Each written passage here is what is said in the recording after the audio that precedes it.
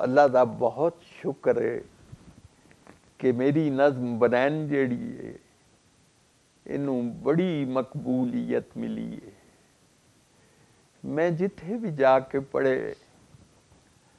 تے لوکاں نے میں لوکاں نوں نہیں سنائی بلکہ لوکاں نے مینوں سنائی. میں نے یہ نظم بنین جس کا تذکرہ چل رہا ہے 5 منٹ میں لکھی. جب یہ نظم پہلی دفعہ احمد ندیم قاسمی مرحوم کو سنائی کہنے لگے انور میں ایک اور فرمائش کروں. میں کہ تسی حکم کرو. کہنے لگے انج کر ایک باری پھر سنا دے. اور میں انہوں پڑھدا نہیں سا شروع جدوں میں لکھی. میں کیا بنین لوگ کی آکھن گے. پروفیسر جلیل علی صاحب نے آکھیا انور صاحب پھر اج پڑھ ہی دیو. تے پھر میں بنین پڑھی تے انج لگا کہ واقعی جی میں چھت اڑ چلی.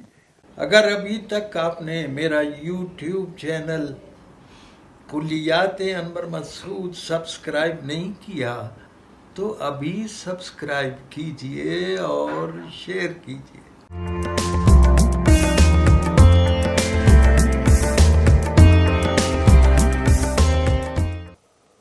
اللہ دا بہت شکر ہے کہ میری نظم بنین جیڑی ہے انہوں بڑی مقبولیت ملی ہے.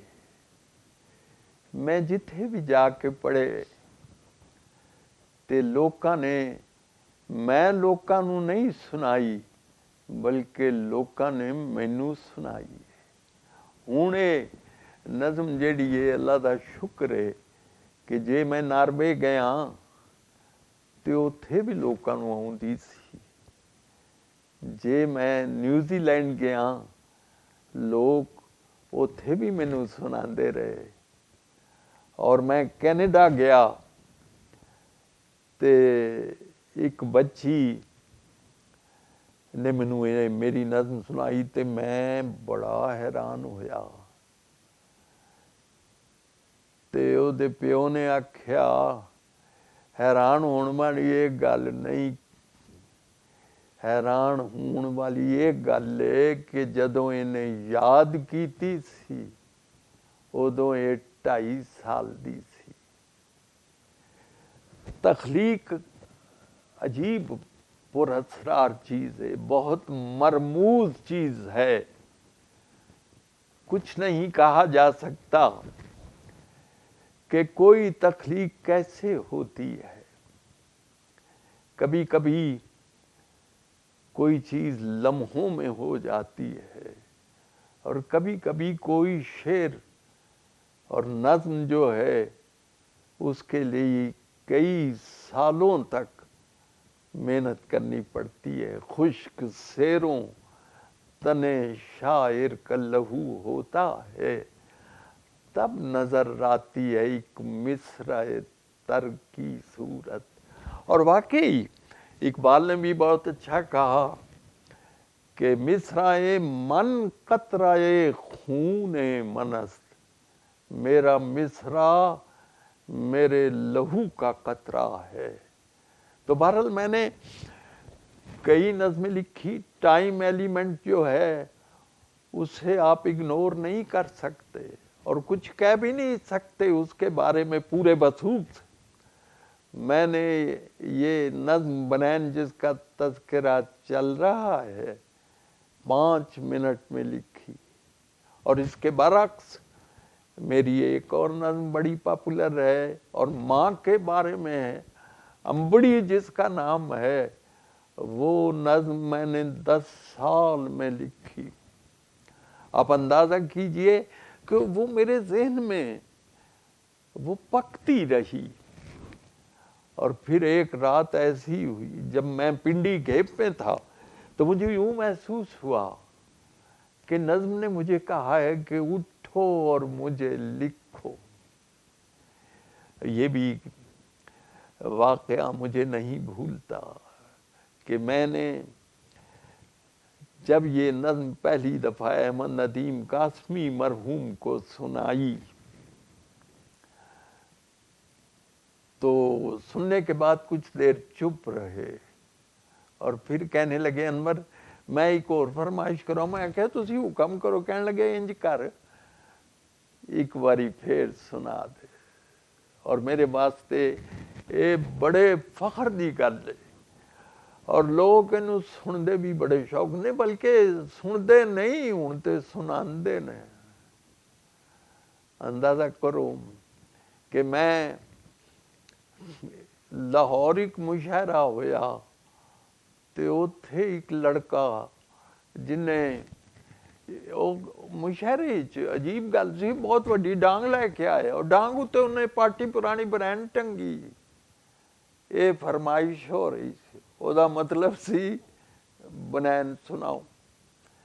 ਪਿਛਲੇ ਦਿਨਾਂ 'ਚ ਮੈਂ ਆਸਟ੍ਰੇਲੀਆ ਗਿਆ, ਅੰਦਾਜ਼ਾ ਕਰੋ ਉੱਥੇ ਪੰਜਾਬੀ ਜਾਣਨ ਵਾਲੇ ਬਹੁਤ ਸਾਰੇ ਲੋਕ ਸਨ ਤੇ ਉੱਥੇ ਗੈਲਰੀ ਸੀ ਜਿੱਥੇ ਮੈਂ ਬੈਠਾ ਸਾਂ। ਉਹਦੇ ਸਾਹਮਣੇ ਇੱਕ ਗੈਲਰੀ ਸੀ ਜਿੱਥੇ 10-15 ਮੁੰਡੇ ਬੈਠੇ ਸਨ ਔਰ ਉਹਨਾਂ ਆਪਣੀਆਂ ਕਮੀਜ਼ਾਂ ਉੱਤੇ ਬਨੈਣਾ ਪਾਈਆਂ ਸੀ। ਇਹ ਵੀ ਇੱਕ ਅੰਦਾਜ਼ ਸੀ ਫਰਮਾਇਸ਼ ਕਰਨ ਦਾ। ਮੈਨੂੰ ਬਹੁਤ ਹੀ ਅੱਛਾ ਲੱਗਾ ਔਰ ਮੈਂ ਇਹਨੂੰ ਪੜ੍ਹਦਾ ਨਹੀਂ ਸਾਂ ਸ਼ੁਰੂ ਜਦੋਂ ਮੈਂ ਇਹ ਲਿਖੀ। ਮੈਂ ਕਿਹਾ ਬਨੈਣ ਲੋਕ ਕੀ ਆਖਣਗੇ, ਲੇਕਿਨ ਇਹ ਵਾਕਿਆ ਬੜਾ ਯਾਦਗਾਰ ਹੈ ਕਿ ਸਿਆਲਕੋਟ ਦੇ ਇੱਕ ਮੁਸ਼ਾਇਰੇ 'ਚ ਮੇਰੇ ਦੋਸਤ, ਬਹੁਤ ਪਿਆਰੇ ਦੋਸਤ ਪ੍ਰੋਫੈਸਰ ਜਲੀਲ ਆਲੀ ਸਾਹਿਬ ਨੇ ਆਖਿਆ ਅਨਵਰ ਸਾਹਿਬ ਫਿਰ ਅੱਜ ਪੜ੍ਹ ਹੀ ਦਿਓ। ਤੇ ਫਿਰ ਮੈਂ ਬਨੈਣ ਪੜ੍ਹੀ ਤੇ ਇੰਜ ਲੱਗਾ ਕਿ ਵਾਕਈ ਜਿਵੇਂ ਛੱਤ ਉੱਡ ਚੱਲੀ। ਔਰ ਇਹਦਾ ਇਹ ਵੀ ਕਾਬਿਲ ਜ਼ਿਕਰ ਪਹਿਲੂ ਹੈ ਕਿ ਇਹਦਾ ਕਈ ਜ਼ੁਬਾਨਾਂ ਵਿੱਚ ਤਰਜਮਾ ਵੀ ਹੋ ਗਿਆ ਹੈ। ਔਰ ਮੈਨੂੰ ਅਗਰ ਪੁੱਛਦੇ ਹੋ ਕੋਈ ਇਹਦੀ ਤਸ਼ਰੀਹ ਪੁੱਛਦਾ ਹੈ ਤੇ ਮੈਂ ਇਹੋ ਹੀ ਕਹਿਣਾ ਇਹ ਬਨੈਣ ਜਿਹੜੀ ਹੈ ਇਹ ਵੈਸਟਰਨ ਕਲਚਰ ਹੈ, ਇਹ ਮਗਰਬੀ ਤਹਿਜ਼ੀਬ ਹੈ ਜਿਹਨੂੰ ਅਸੀਂ ਪਾਉਣ ਦੀ ਕੋਸ਼ਿਸ਼ ਕਰ ਰਹੇ ਹਾਂ ਪਰ ਸਾਨੂੰ ਪੂਰੀ ਨਹੀਂ ਆਉਂਦੀ। ਤੋ ਮੈਂ ਫਿਰ ਨਜ਼ਮ ਤੁਹਾਨੂੰ ਸੁਣਾ ਦੇਣਾ। ਬਨੈਣ ਲੈਣ ਜਾਂਦੇ ਹੋ, ਤੁਹਾਨੂੰ ਆਉਂਦੀ ਤੇ ਹੋਣੀ। ਬਨੈਣ ਲੈਣ ਜਾਂਦੇ ਹੋ, ਬਨੈਣ ਲੈ ਕੇ ਆਉਂਦੇ ਹੋ, ਪਾਉਂਦੇ ਹੋ ਤੇ ਪੈਂਦੀ ਨਹੀਂ, ਪੈ ਜਾ ਤੇ ਲੈਂਦੀ ਨਹੀਂ, ਲੈ ਜਾ ਦੂਜੀ ਵਾਰੀ ਪਾਉਣ ਜੋਗੀ ਰਹਿੰਦੀ ਜੀ ਬਨੈਣ ਮੇਰੀ ਵਧੀਆ। ਬਨੈਣ ਮੈਂ ਦਿਆਂਗਾ, ਪਾਓਗੇ ਤੇ ਪੈ ਜਾਏ, ਲਾਓਗੇ ਤੇ ਲੈ ਜਾਏ, ਲੈ ਜਾਏ ਤੇ ਦੂਜੀ ਵਾਰੀ ਪਾਉਣ ਜੋਗੀ ਰਹਿ ਜਾਏ। ਬਨੈਣ ਮੇਰੀ ਵਧੀਆ, ਬਨੈਣ ਮੇਰੀ ਟਾਪ ਦੀ, ਵੱਡਿਆਂ ਨੂੰ ਪੂਰੀ ਐਵੇਂ ਨਿੱਕੇ ਆਂਦੇ ਨਾਪ ਦੀ ਚੀਜ਼ ਹੋਵੇ ਅਸਲੀ ਤੇ ਮੂੰਹ ਪਈ ਬੋਲਦੀ। ਧੁੱਪ ਨਾਲੋਂ ਗੋਰੀ ਲੱਗੇ ਰੱਸੀ ਉੱਤੇ ਡੋਲਦੀ।